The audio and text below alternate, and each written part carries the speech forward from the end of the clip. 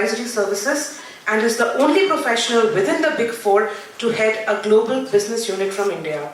In his 20 years of career, Jamil has assisted several Indian companies including ICICI, L&T, Wipro, Dr. Reddy's, the Godrej Group, Mindtree and Tech Mahindra in transitioning to international accounting practices and meeting their financial reporting and governance obligations for overseas listing. And DIGO, yes. Thank you so much, ma'am. Mr. Khatri is also a seed investor in early stage technology startups, MedTrail and Inclov. MedTrail is a SaaS platform for doctors, while Inclov is a matchmaking app for differently abled people. So thank you so much, Mr. Khatri, for joining us this morning, and I hand it over to Siddharth to take the conversation forward. Thank you. Thank you very much. Thank you, Mr. Khatri, for joining us today, and it's really a privilege to have you. As soon as both the students and the faculty knew you were coming, we were inundated with questions, some very interesting questions, but I thought I'll kick it off before I hand it over to the questions. One of the key things that we're very keen to know is, what are some of the changes you're seeing in the recruiting trends during COVID-19? First of all, it's like super awesome to be here. I just love what Indu and Sid and others have done. I've been a big supporter for many years, and I'm really honored and privileged to be here today with everybody. And I wish you honestly the very best in what you're trying to do. So I think the way I see this is, and who would have thought 2.5 years ago, and I talked to all my clients on this. Who would have thought that the biggest problem to growth will not be demand, but supply of talent? Who would have thought? It's unbelievable. I tell you, the best of us kind of got it all wrong. Funnily, this is playing out in every industry I work with. So I do a lot of work with Mahindras. When XUV 700 was launched, the biggest fear within Mahindra was not whether the product would be a success. The biggest fear was, where are the chips coming from, right? Supply is everything now. And talent is effectively exactly that. Today, we are not able to grow at the pace that we would like to grow because we don't have enough talent, right? Obviously, it's very difficult. And before I kind of hit on the specific point, just a little bit of context. So we are 30,000 people in India right now. We recruit 15,000 people every year, and we lose 10,000 people every year. That's crazy. We, as an organization, which take pride in a lot of things, with that level of attrition is totally crazy. But what, like I said, that means is our hunger for talent is just kind of going to go up and up from here on. And when I talk to my clients, when I talk to businesses I consult with, it's exactly the same. What has changed? I think the first thing that has changed is honestly flexibility. Gone are the ways where we said, look, we need people with only this profile from this institute, with this background, willing to come to office in this particular manner from this particular time and willing to do this. It's all is gone, right? It's all about, frankly, I'll tell you this really funny kind of thing. The last time I experienced this was in the year 2000. I was in Bangalore at that time. I was helping a lot of Indian companies list in the American markets at that time. And we had a similar situation on recruitment at that time. And I remember we had a board outside our office which said, what we see all the time, trespassers will be prosecuted. Right? So we were so frustrated, we'd kind of change it to trespassers will be recruited. Right? It's that bad. It was that bad then, it is that bad now. Okay? So first thing I'd like to say, without getting into the technicalities of the whole play, we are hungry for talent. Indian industry is hungry for talent. And I am a huge believer. So Sid was just telling me, Ankur Gupta is a very dear friend of mine from Brookfield who was involved with this transaction. The number of 1 million square feet real estate. Sorry, I'm kind of giving you a little bit of different angle to this. Rather than to give them a macro recruitment. Yeah. And I'll come back to recruitment though. So I think what the pandemic has shown all of us is that it doesn't matter where talent is located. If there is talent, there is a way to utilize that talent. And while, of course, many global organizations had understood the power of delivering from India, whether it is IT, whether it is BPO, whether it is captives, I think that's only got accentuated. There is this one very big institution, I will not name them, which had 75,000 people working out of offices in Manhattan, main Manhattan. Now, obviously, when the pandemic happened, nobody was in Manhattan, or at least 50,000 were not. And they realized institution is still rocking, right? They're moving 35,000 jobs to India. 35,000 jobs, one institution. Now, when they effectively want to do that, they kind of look at people like Brookfield, coming back to Ankur and Blackstone, to give them the facility. I think India is going to be, from a services perspective, obviously IT led the way for the last 20 plus years. The next 10 years are India's as far as the whole captive services outsourcing kind of industry is concerned. What's also kind of happening is we are turning the capex cycle right now. Indian industry has actually utilized capacity. As I said, demand is quite robust, and therefore what we feel is there's going to be a lot more recruitment in manufacturing as well on capex. So whether it is project advisory, design, everything around that, right? So point is, we are on I've never been, I told my partners, I was in Bangalore 2 days ago addressing my partners, and I said, I've never been so bullish on India, actually. But who would have thought this is the way it would be 2 years ago? On recruitment, I think it's agility, it's flexibility, it's making sure that we understand where talent is, not getting bogged down, like I said, on which institutes, which schools, what type. One of my clients, a very large services company, I was with them 4 days ago. They have built up a huge unit in Bhopal, a services unit in Bhopal, right? Who would have thought? Who would have thought? And they're very happy. So I think the sky is the limit. Keep churning out the great people that you do and everybody else is doing. Of course, we need to do a lot differently in terms of what we churn out. I'll talk about that maybe as we go through the conversation. But yeah, that's what I'm seeing. No, I think that's a wonderful insight on... Yes, I am going to introduce the different schools as well that we have. So we're ably represented by our design school. So we have all the design school leaders and faculty. We have the School of Management and Entrepreneurship. We have the School of Media and Communication. We have the School of Film and Visual Effects. And the latest baby, which is the School of Digital Technology. So there are 5 schools. And we are represented by not only our senior faculty, but also our incoming faculty, and most importantly also our students across the 5 schools, a selection of them, keeping with COVID protocols. But I have a young professor, Professor Malcolm Homer Wazir, if he is here, and this young man is actually getting married tomorrow. Tomorrow, yeah. So he was very keen to be first online. So Malcolm, go ahead. Thank you, sir. Good morning, sir, and a warm welcome. It's a pleasure for us to have you here interact with us. My question to you is, what are the top skills that our students should focus on before they join the workforce or as they prepare to join the workforce? Sure. No, a very good question. Wish you the best for your marriage. I actually attempted to marry 2 times. I finally succeeded. Indu knows, but because actually once ICICI was listing, and I was exactly like you in a meeting where Kamath told me, he said, "Listen, can you postpone your marriage because this is happening and we got to list, right?" So you just reminded me that you're here today and you're getting married tomorrow. But yeah, no. So I tell you what are we? Please sit down. Please sit down. Thank you. What are we looking for? See, first of all, I think functional skills are always important. So anybody who kind of says functional skills will no longer be important, not true. So if we are recruiting, for example, say engineers for a project advisory practice, of course we are interested in the quality of talent. If we are recruiting designers, of course the quality functional knowledge is important. So that's a given. One is looking for people who have the functional skills, right?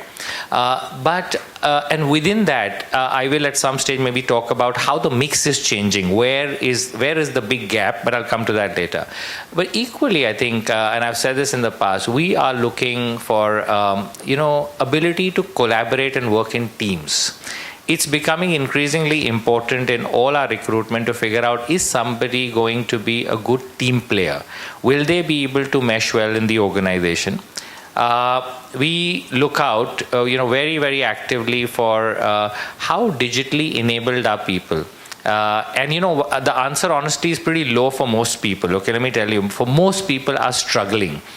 But we do challenge that a little bit, and all other things being equal, we're really looking very hard for kind of, digital knowledge, experience, at least the thing. Positive attitude, always, energy, looking very hard for that. What have the diversity of what people may have done through their education process? Are people just kind of focusing on curriculum, not looking at other things? And then some of this is very difficult to call out at the freshers level, but at the lateral is what we look for. Okay, for one of the biggest things is interpersonal skills. We cannot tolerate now people who effectively believe there's a very small part of our business is investment banking, and we make exceptions out there because you need jerks out there, with all due respect. But other than that, for most of our businesses, you really need people who are willing to work as a team and are team players. So so that, yeah, and we can keep the conversation, but that would be a good start. I'll leave that with you. Thank you.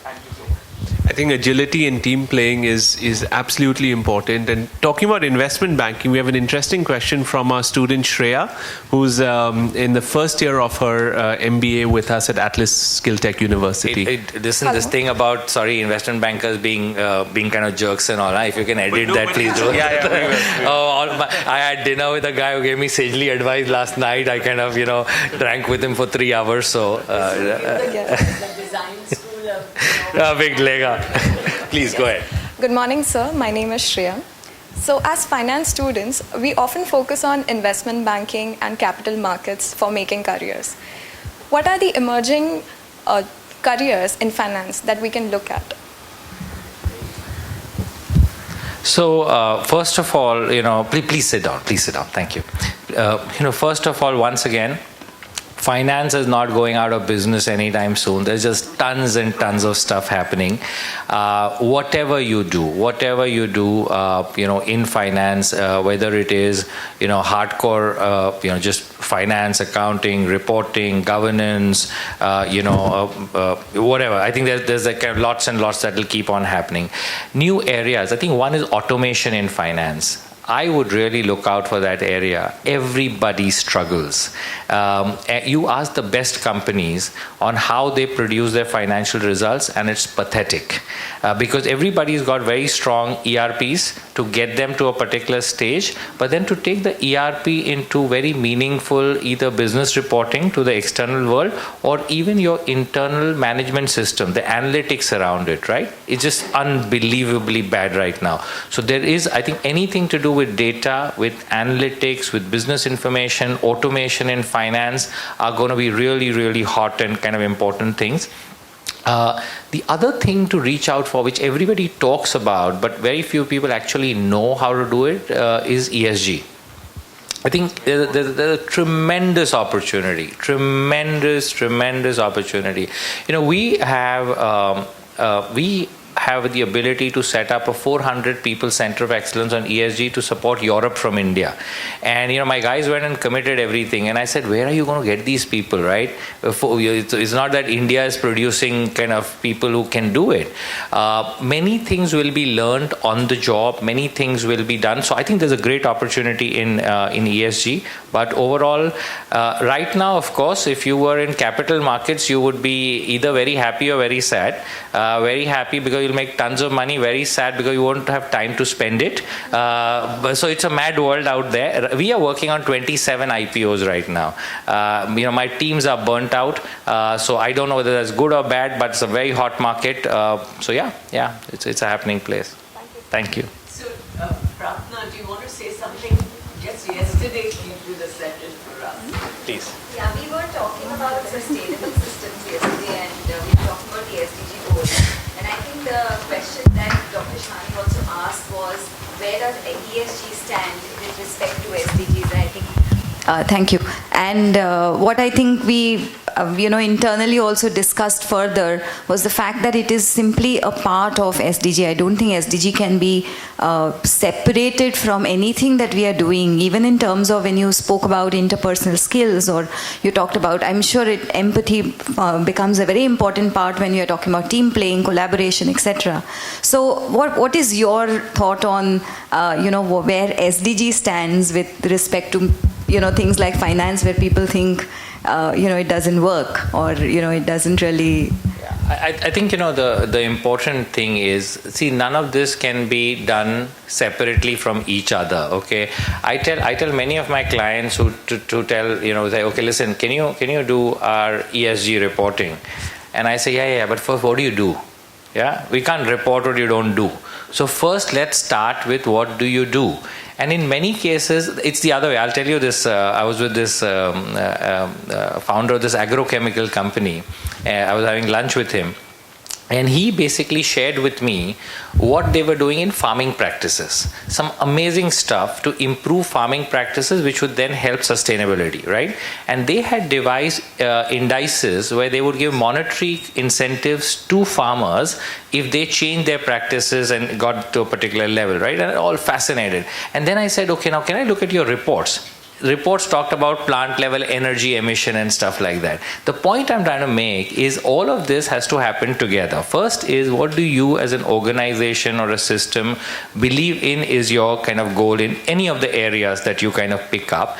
And then how do you link up to the creating confidence amongst whoever your stakeholders might be to say, hey, we're not just doing it for our shareholders or kind of employees, but we're doing it for a wider base of kind of people, etc. Right? So I think the basic thing is all of this. One is the ethos of any organization or system.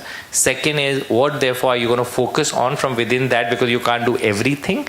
And third then is how do you make it measurable, impactful, start reporting around it, and all of it kind of feeds off each other. I think businesses have now realized that, well, not everybody, but many businesses are realizing that that you effectively need sustainability kind of and related goals to be a part of business strategy and not something that is an add-on on the left or the right, actually. So yeah, no, it's an interesting topic. Honestly, I don't know all the answers here. Okay, on ESG is one place where I'm learning. And we are trying to spend a lot of time. There is a lot of good material available. There is a lot of good courses available. So for those of you who may be interested in, say, listen, I do this, but can I on the side also learn something new?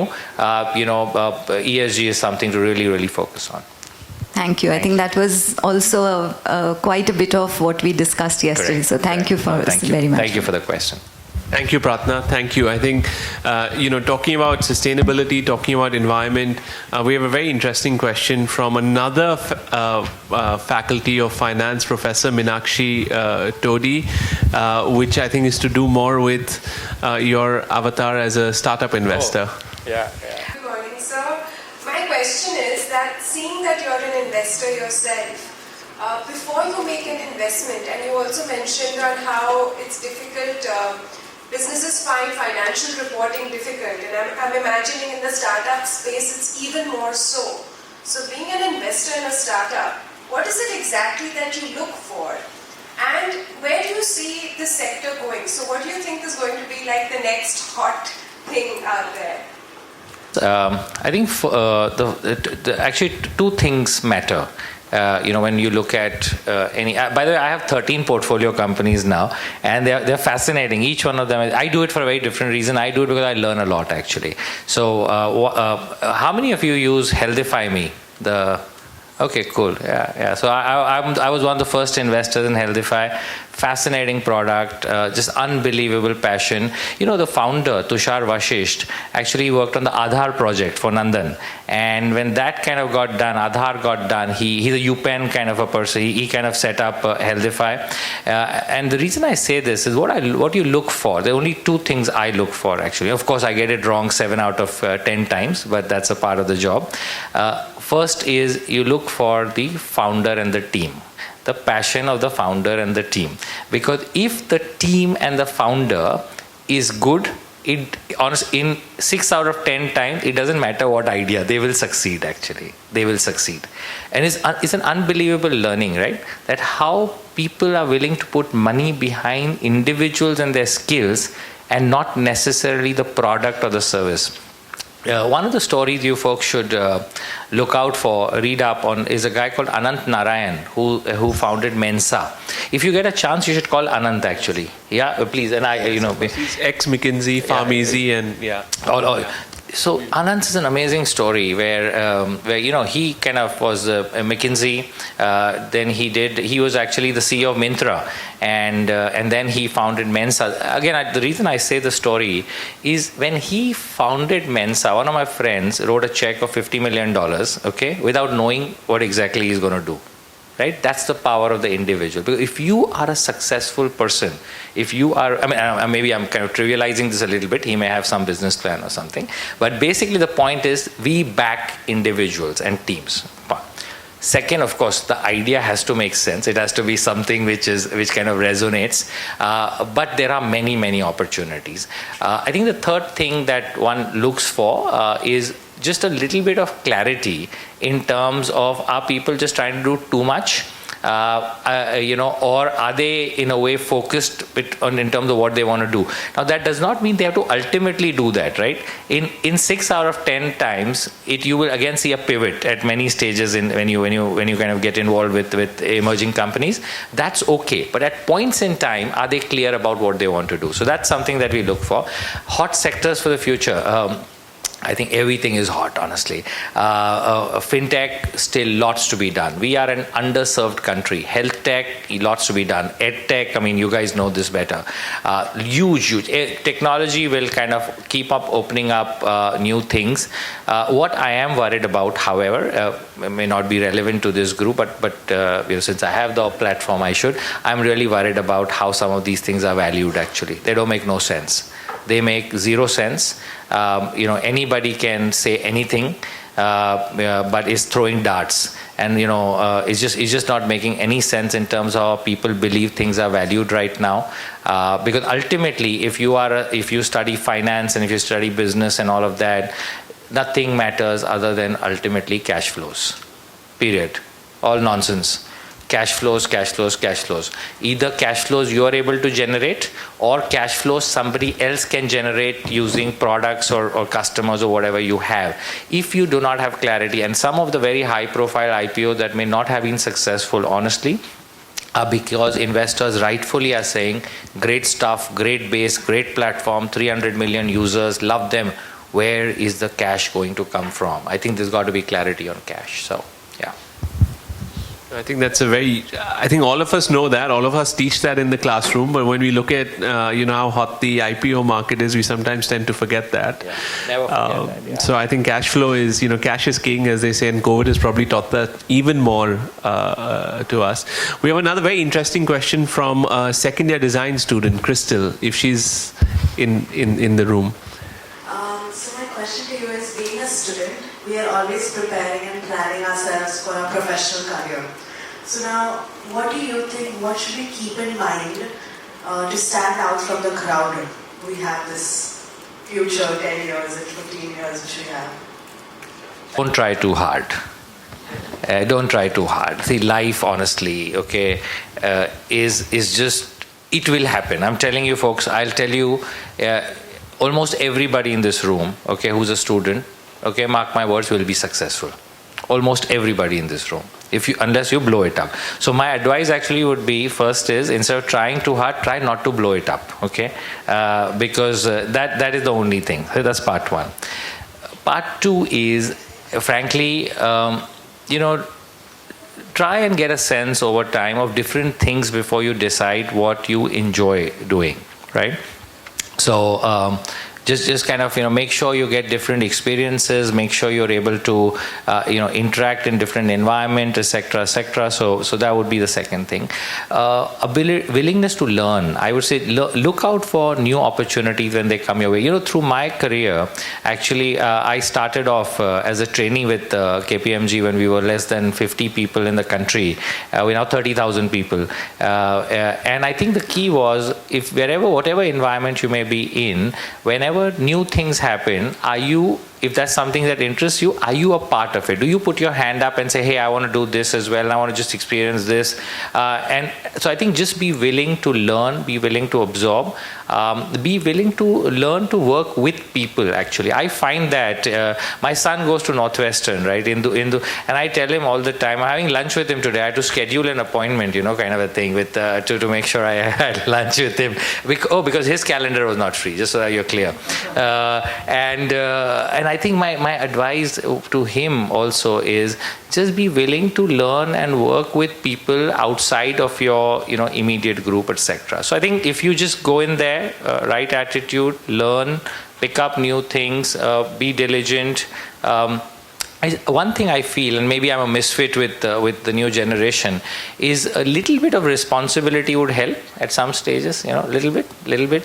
Because I think, the number of people I feel who could do a lot more than what they are doing, I'm a little bit irritated with that, and I tell them all the time. I said, if it's intentional and you're okay with it, right, fine. But then don't come back and crib, I lost 3 points because I was not careful about this. So who's responsible for being careful? You are responsible for being careful, right? Of being responsible. So look, I'm sorry, a little bit of a long-winded answer, but that's where I would go. Yeah, cool. Thank you.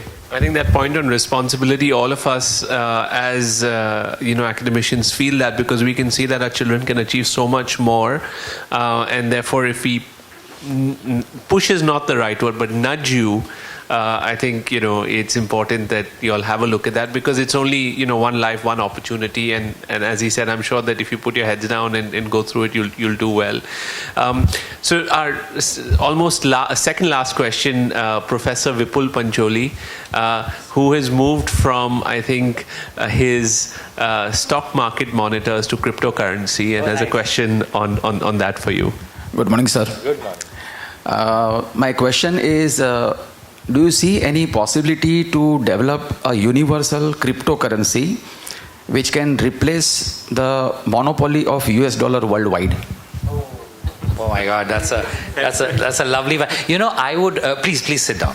First of all, I think these are and I'll come to the question, not because I don't know the answer, but I'll tell you, I have a very, so first of all, I recommended reading for everybody who wants to answer that question is a guy called Saifuddin Ammous, who's written a book called The Bitcoin Standard. Please do read it. It's for anybody. I actually recently got Habil Khorakiwala to read it. Okay, I told Habil, instead of you and I talking, please read the book. Actually, it's quite a nice book. Okay, the Bitcoin Standard by Saifuddin Ammous, awesome book.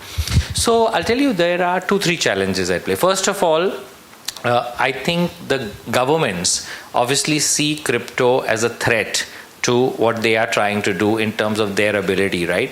And I'm still worried that there are enough governments in the world who actually will do things to kill the movement, right? And China is a great example. So that's kind of one part of the uncertainty. I think there is a case for a digital currency. Okay. Now, because the interesting part is the amount of money that is wasted in cross-currency, movement of money. Even if I have to move my own money from here to Singapore, or anybody has to move any money, what exactly are we paying for? It's our money, right? So you may use, for example, today, if you need to move money from your ICICI bank account to your wallet and otherwise, right? It's your money, it moves. Why does it not work the same way when you do cross-border international stuff? That's a question waiting to be answered. I am not totally convinced that the current set of cryptocurrencies are the answer to it, because, like I said, regulation is one. Second is, I think there is a lot of speculation that has jumped into this, okay? And I'll tell you this, okay, and you may laugh. One of my drivers has a SIP on Ether. My driver does a SIP in Ether. When something like that happens, okay, we today laugh about the tulip mania, right? And we say, like, what idiots, who the hell would buy tulips? We. This is exactly what's happening out here. So unfortunately, the biggest threat to crypto right now, according to me, is crypto itself in the way this is played out. There is a case for a digital currency. There is a case for making, which is why I go back that anybody who's able to do cross-border finance, fintech, there are many people trying to do it. There are many governments, as we know, who are trying to digitize currencies, etc. Some form of digitization will happen, but I'm honestly not very bullish on the way the crypto movement is going right now. But do read Saifuddin Amus. He's got a different view. He believes it will replace the US dollar. So yeah, maybe he's got the answer. Thank you. So, 2021 was a year of many, but also of the cryptocurrency, because it was one of the most, fluctuating asset classes, if you can call it that. But if I have Professor Aditya Kashyap, he's right here. Aditya, I remember I had a good conversation with my son Samir. Hi, Aditya. Hi, good to see you. So likewise. So Aditya, very interesting, professor of economics, but also leading our hospitality management school at this point in time. And he's just managed to convince Geo, so we have the Geo Convention Center. So over the next 2 months, it's going to be our students who are actually going to be playing a central role in operating some of the events that they have. Yeah. And one of them gave the lady the idea that why don't you hold the G20 over there? So maybe one day, if you can't enter your campus because there's a G20 being held down the road, this young man's behind that. But Aditya, go ahead. Thank you. So my question is very simple. I mean, as long as you take it simple, is what is your expectation out of 2022? So what is 2022 for you? And are there any game changers to meet those expectations? Now, the context to this is because we've been reading a lot about, exceeding 9.4% of GDP growth and all of that. So as a business, what is your expectation out of 2022? Yeah. Please, Sir. Yeah, I'm not worried about growth at all, actually. I think it will grow. Whether we grow 9.5, 9.37, 3, 4, 5, 6, it doesn't matter. I tell a lot of people, don't be too fixated about GDP growth, okay? Because in addition to what is fundamentally happening in India, and I'll start with India, what is fundamentally happening is that in addition to whatever growth we may have, there's a huge shift happening from the unorganized sector to the organized sector, okay? Now, this may not be good from a socio perspective, but if you look at my lens as a business leader, right, it makes a lot of sense because there is a market share that is moving from the unorganized sector to the organized sector, which is part of the reason why the earnings of companies are growing faster than what the economy is growing. And that will happen for the next 15 years in India, period. That is what's going. That may not happen in the developed world because the organized sector, the listed companies or corporates themselves, but I think that's one part for India, right? So I'm not worried about growth. I think growth will happen. Two things I would watch out for. One I already said is talent. We are really, really, really worried about availability of talent. I think we are seeing people opt out of the workforce. We are seeing people saying we don't want to work the way we are, which is bad for businesses like ours, which are fairly intense. We are seeing a lot more work come to India. I mentioned the point about captives and services, so there's going to be a lot more competition for talent. So we are worried about availability of talent. When I talk to my clients, it's very funny how services and manufacturing are moving a little bit differently here. Anything that touches services, we're seeing a lot of kind of growth on talent. Anything which is manufacturing is relatively stable, right? So that's one part. Second thing I would worry about is, or in 2022, or look out for, is what impact will technology continue to have on whatever we do, right?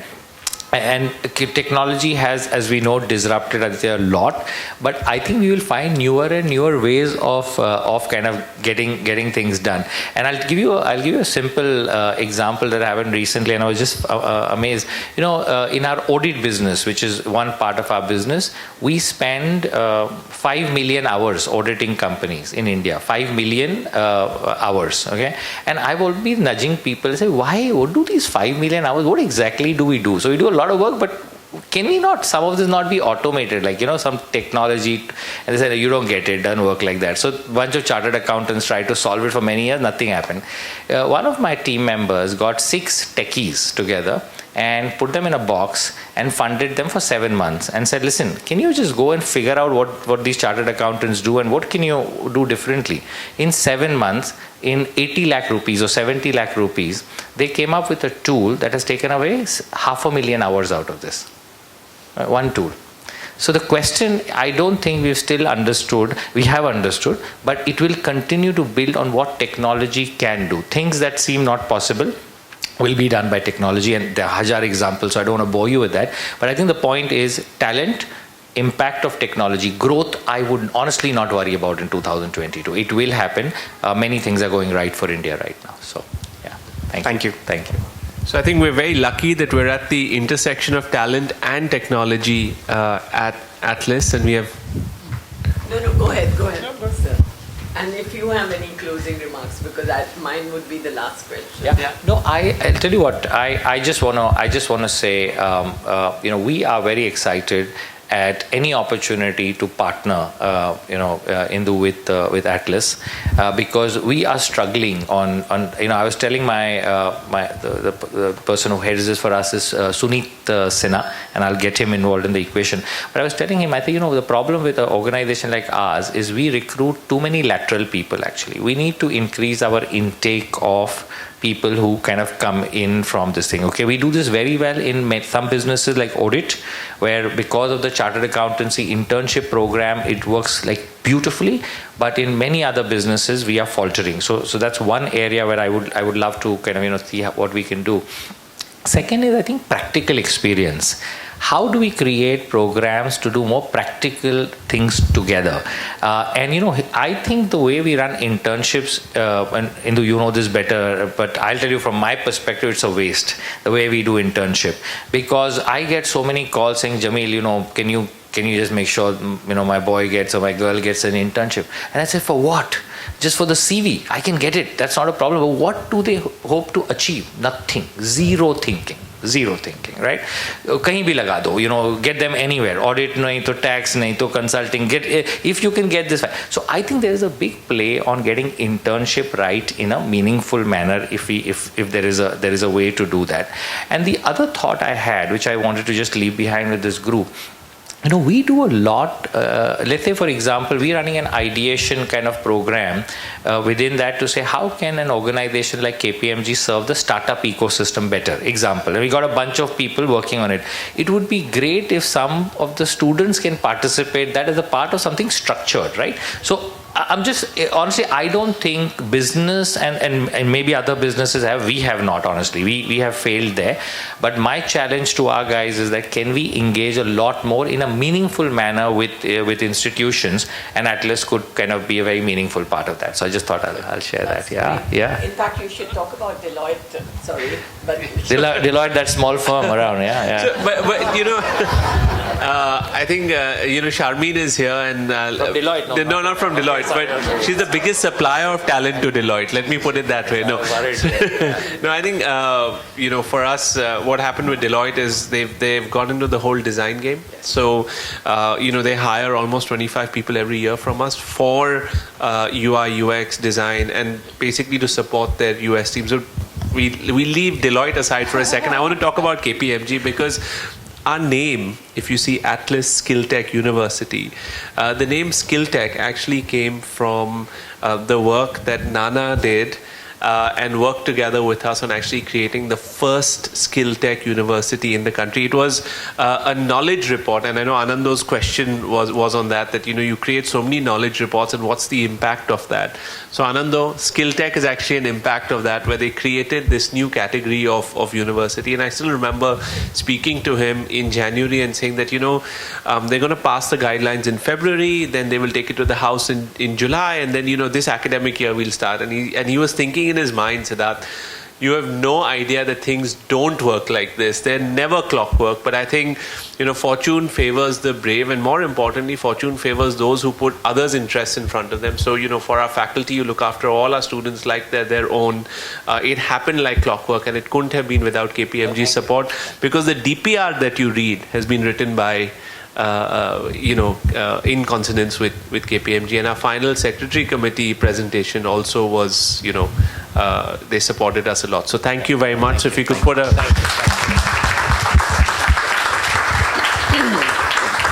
So I think I'm going to ask the last question here.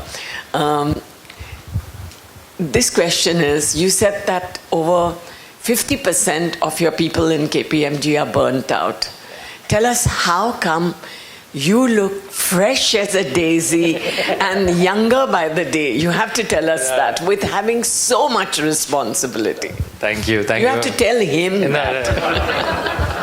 Yeah, thank you for your very kind words. I think, I think energy, passion. See, if you enjoy doing what you're doing, a lot of this comes. I have realized that if you take a job as a job, whatever that might be in life, and becomes a burden, God is kind to most people. Of course, there are many people who don't get this. We've been fortunate to get, and then the question really is, do we bring in enough passion and energy into what we do?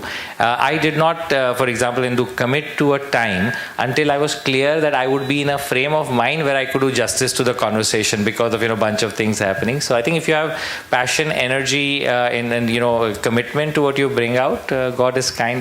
They take care. So thank you. Thank you. So I have to tell you, my first meeting with Jamil was at 2 p.m. Don't get any ideas. 2 p.m. in the Taj, when he was actually presenting the audit report to Mr. Vijay Mallya on a Diageo board meeting, USL board meeting. I hope you remember that. 9 hours. I had just become a new board member in Diageo, at USL it was then. And Mr. Mallya came, we started at 2 p.m. Jamil was there ready with, all the presentations that he had to make. 2 p.m., but I had a meeting with him. When I met him first, it was 2 a.m., sorry. So, 2 a.m. And so we started the meeting, and then we kept waiting, and everybody else was there on that. All the men were getting upset. But Mr. Mallya walked in at 9 p.m., and then after that, he said he wants a break. And then we started the meeting at 11 p.m. and 2 p.m. he was presenting to us. Over 9 hours of meeting was held that night. And when I saw his presence of mind and talking as passionately as he did, and how he used to convince them on every point, and it was the most difficult meeting that I ever had attended. And after that, if you remember, within a week, all the men on the board resigned. Do you remember that? Okay, they all resigned, all the men. I was new. They took me to one of the, the meetings were always held in Taj, and so they took me to the coffee shop and say, resign, we are all resigning. I said, but I've just become a board member. I don't know anything about it. He says, you don't know what big, trouble you're in. And I called up my husband, and he says, don't bother about these men. You go ahead with the board directorship. And then the next, if you remember, because there was nobody around, I had to become the chair of audit. Can you imagine the chair of audit in Vijay Mallya's? You can imagine that. But had it not been for Jamil, I don't think I would have. I held the position for 3 months, if you remember.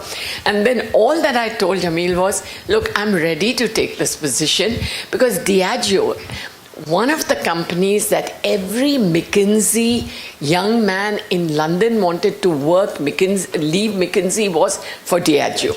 It was the best company. And I said, why? Highest ethical standards. Yes, highest ethical standards. I said, if we are bringing such high ethical standards to our alcohol company in India, why are we not promoting it, and why are we not giving it a chance? And then the only thing I told Jamil, I said, I have full faith in you, but it's Vijay Mallya. So let me appoint my lawyer, who is with me for those 3 months that I am. Do you remember that? Khaitan and Company. Never before was this done, that a board director appoints a lawyer to look after the interest till this happens. And then, of course, you know how beautifully the the changeover took place, and today Diageo is one of the most leading companies. Thanks to you. And that's when I really had the closest encounter with Jamil. Thank you. So,